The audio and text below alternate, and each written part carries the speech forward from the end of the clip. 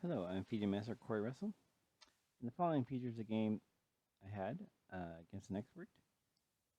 It's an interesting game where he's about to equalize, and I did a sacrifice, an exchange sacrifice, in the end game to try to create an imbalance. He still should have been okay, but it managed to work. Let's see what happened. I was a bite.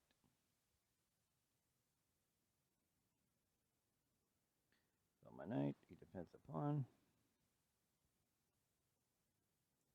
So this move order denotes the Scotch Gambit.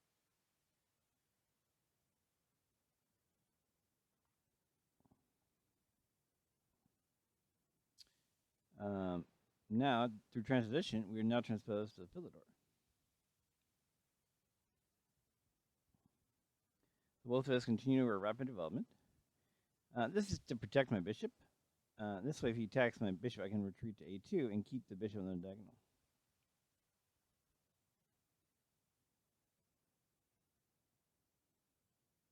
So he attacks right away.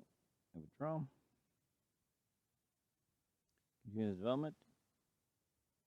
So to kick his knight. It's usually a good idea to kick a knight in the center, because an enemy knight in the center, so that way, because knights in the center are very strong, and so if it's not necessary to let it happen, then don't. So of course, he keeps his knight. Knight g6 would have been okay, and it's probably, I think knight g6 is actually probably a better idea for him, because then he can go like c6 and stuff. But he chose c c6 instead of g6.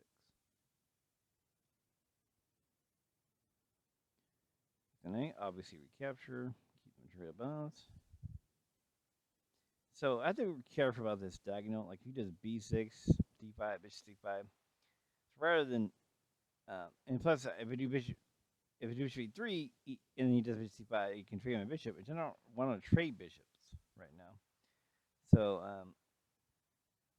instead, I just got my king out of the diagonal, so I don't have to worry about it. Although Fritz says b4 is the better move, and it's right. B4 does look a little better, because that covers c5, which he immediately uses. And here I made a mistake, or not yet actually. So I thought, okay, get the bishop pair. My next move is a mistake. If I just take the queen and go e5, it's equal. I did queen d3, overlooking that he can win the pawn. So now I got to fight. Fritz's black's more active, and sure. So I did e5. This is definitely better, because at least it gives me some lines, and plus the open f line gives me some play on the f line. So, and if he takes the queen, I'll just take his queen and then bust his pawn. So he pretty much needs to play the way he played. Of course, my queen's on pre, so I moved here to block. Attack my king, move back. So I thought it was the best way to try to keep the balance. So against the file, pretty natural move here. Develop with attack. Only way to be active is to c4, so I did that.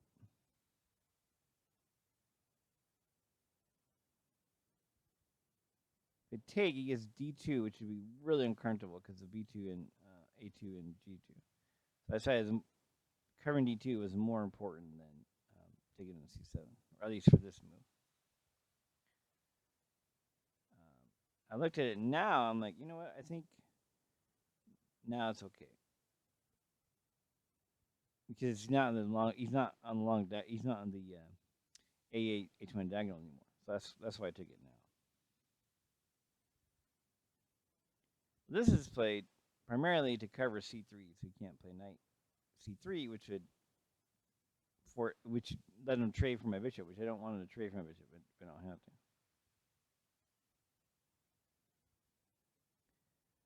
So here, I realized if I played rook c1, he can play knight b3, and again force me a bishop.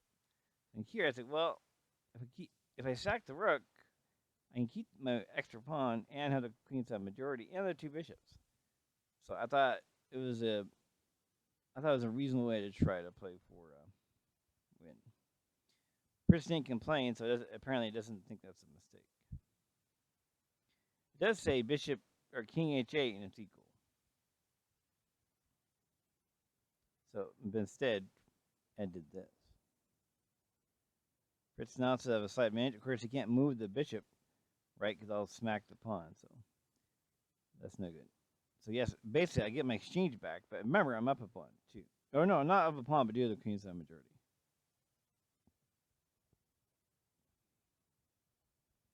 Fritz now thinks I have a clear advantage. So I got an aggressive bishop here. It's mostly a cut of his king, because if his king can come to the queen side, he could probably hold. So I wanted to cut that off. And of course, right now he can't trade rooks, right? Because then that would be a losing move. Because then I'll take here, and he's gonna be destroyed. So that's the other reason is he couldn't oppose because of the pawn. He can't oppose a rook. Okay, so it's black's turn. He has to do something at the rook e1. Play f6. This is a good move because it allows his bishop to come for the defense. So I get my king active.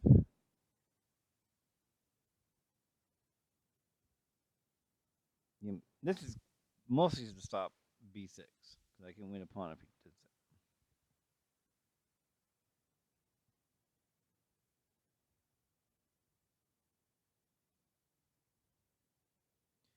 that. This is played because I want to do h5, h4.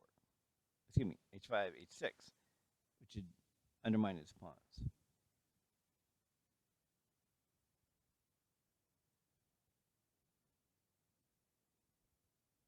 Fritz thinks rook d6 is better, but mostly to stop black's rook d7, apparently. Which what black should have played. If you play rook d7, he's only slightly worse.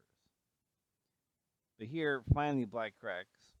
He's under a lot of pressure, and he's worried about all this stuff going on. He goes, I want to be active. So he tried a5, because if I take, rook take is quite good. Fortunately for him, I have a much better move than taking. I have rook here. If I take him b7, the c pawn is going to run like crazy. So first he takes here. I take back a pawn, of course. Protect my pawn. He does this. Now if I do c6 right away, my bishop's being hit. You can't really stop c6. So I'll play bishop f3 first, which protects the king. And now c6 is very powerful. Because he can't take the well, if he does take, then rook take bishop, and my bishop's not hanging, so that's just piece of clear, basically. You have to be careful. My bishop is the wrong color bishop for the h pawn, so I need to keep my g pawn.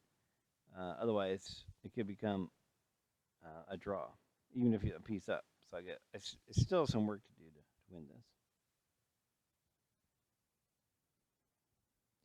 So remember, when I'm about to, I know I'm going to be up a piece very soon. So the rule is almost always you want to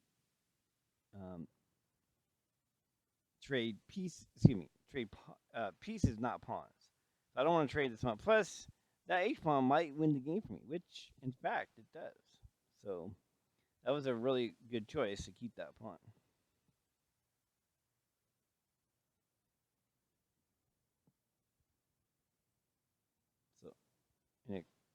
So pawn take is devastating. So he pretty much has to let me do this. This is all more or less force.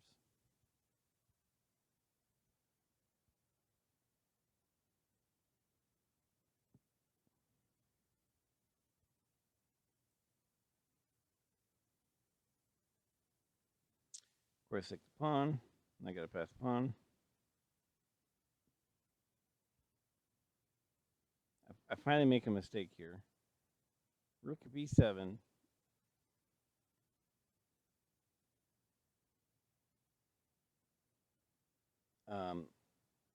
Rook d4. Rook check. King e6. h7 is a win. Because the point is, he can't. In this line, he can't get behind the pawn. If he can't get behind the pawn, then he's a gunner. So that was a superior way to go. So that's what I should have done. But I played rook h8. I had an idea between rook h8, what you're gonna see in a second. You should have played king g5, but you played rook d4.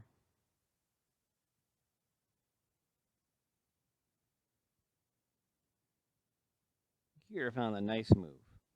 I did bishop check. You can't take his rook check and then a queen. In fact, you can't go anywhere on the e file. In fact, the only move, of course, is right here. Okay, threatens the g pawn, but threatening queening, so he must take this. Check, must go here. So here, Fritz pointed out king h3 is a faster win. I thought this mated, but I realized if I check on h4, he can go to g5. So, and actually, it does mate. It takes longer than I was planning. All right. So we're doing good here. King's cut off. So always remember, when you have the piece, you don't necessarily have to just trade. You could just go for a direct attack. And that's basically what I'm doing here. I'm doing a direct assault.